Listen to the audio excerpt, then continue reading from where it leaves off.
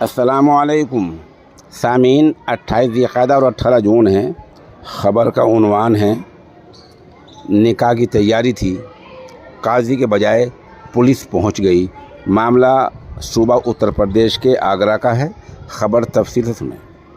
आगरा के एतमादुद्दौला इलाके में साहिल और रचना यानी लड़की अक्सरियती फ़िरक़े की थी और लड़का अक़लियती फ़िरक़े का था। साहिल और रचना दोनों दूल्हा और दुल्हन के लिबास में बैठे थे।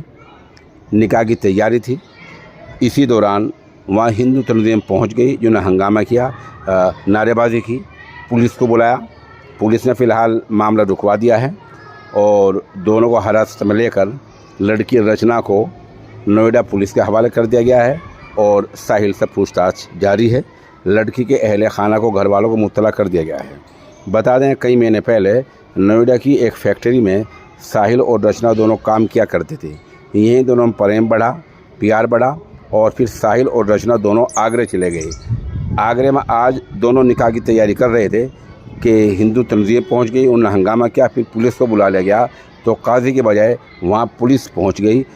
ख़बर अभी तक इतनी ही आई है और हमारी पूरी रिपोर्ट पुलिस की रिपोर्ट पर मबनी है। जैसे जैसे ख़बर अपडेट होती रहेगी हम इंशाअल्लाह आपको इत्तला देते रहेंगे।